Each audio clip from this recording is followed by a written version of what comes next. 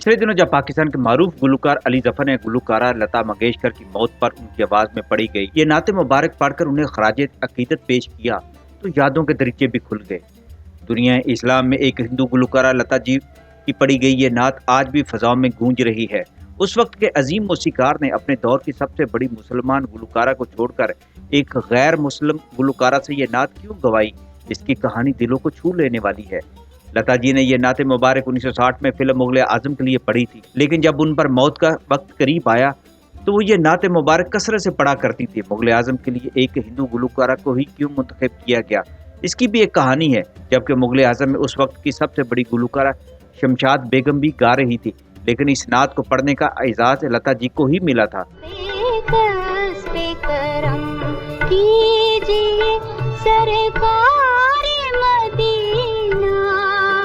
مغل اعظم کی فلم میں مدھو بالا پر فلمائے جانے والے گانے لتا جی نے گائے تھے۔ ان گانوں کی اپنی ایک الگ کہانی بھی ہے۔ اپنے دور کے مہنگے ترین سیٹ ان گانوں کو فلمانے کے لیے بنائے گئے تھے، جیسا کہ شیش محل تیار کرنے پر اس وقت کے 12 لاکھ روپے خرچ کر دیے گئے تھے۔ آج کے حساب سے یہ 12 کروڑ روپے سے زیادہ بنتے ہیں۔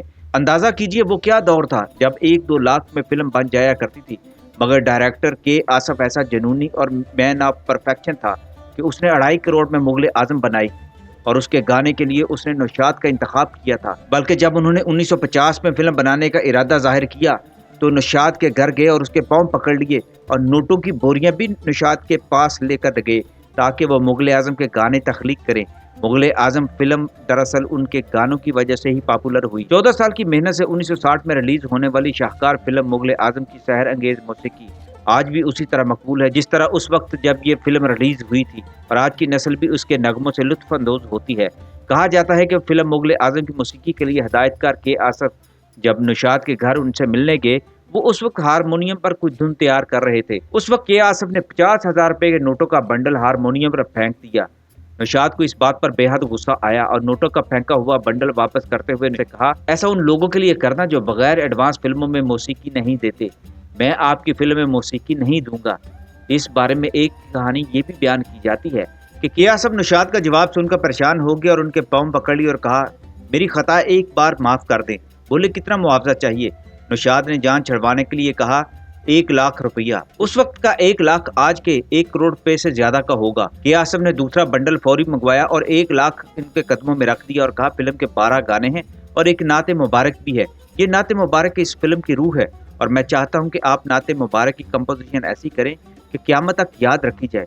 نوشاد نے کچھ لمحے سوچا، پھر 1 لاکھ کا بنڈل اٹھا کر آصف کو دیا اور کہا، میں اس نعت مبارک کے صدقے تمہاری فلم کے سارے گانوں کی طرزیں مفت بناؤں گا۔ کہا جاتا ہے کہ نوشاد صاحب نے اپنا وعدہ پورا کیا، لیکن کچھ یہ بھی کہتے ہیں کہ نوشاد نے 1 لاکھ روپیہ وصول کیا تھا مگر نعت مبارک کے پیسے نہیں لیے تھے۔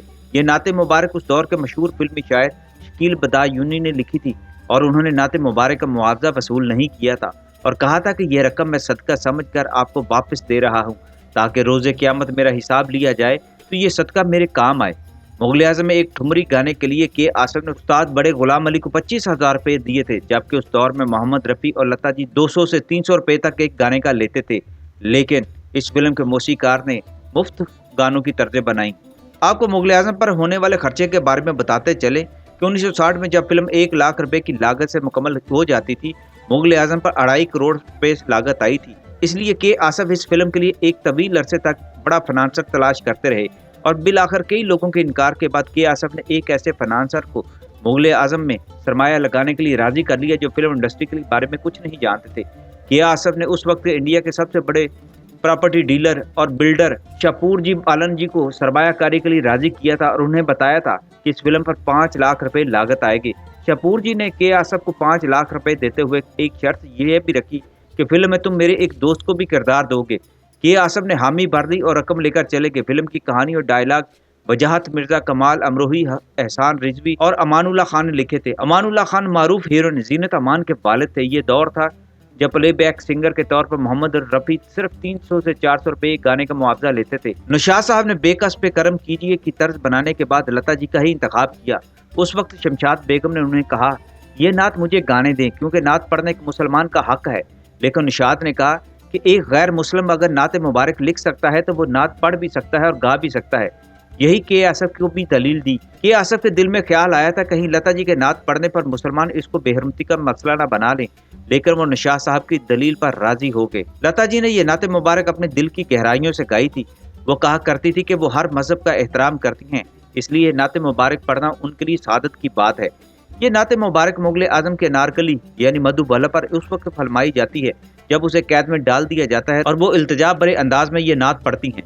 कहा जाता है जब ये फिल्म रिलीज हुई तो मधुबाला पर फरमाई गई इस नाते मुबारक का सीन चला तो सिनेमाओं में लोगों की हिचकियां भी सुनी गईं। उस दौर से अब तक ये फिल्मी नात अपने दौर की मकबूल तरीन नातों में शुमार होती है।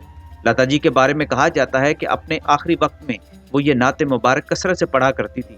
आपको ये भी बताते चले कि इस नाते मुबारक के बारे में यह गुमान किया जाता है कि इसको लता जी ने नहीं पढ़ा था, बल्कि एक मुसलमान गुलकार मुबारक बेगम ने पढ़ा था। मगर ये गुमान इस वजह से पैदा हुआ क्योंकि मुबारक बेगम ने इस नाते मुबारक से 10 साल पहले एक फिल्म में इससे मिलती जुलती नात पढ़ी थी, जिसके बोल थे करम कीजिए ताजदार मदीना। लता जी ने खुद अपने एक इंटरव्यू में इस गुमान को दूर कर दिया था और बताया था कि मुगल आजम की नात पढ़ने की सआदत उन्हें ही नसीब हुई थी। कीजिए सरकार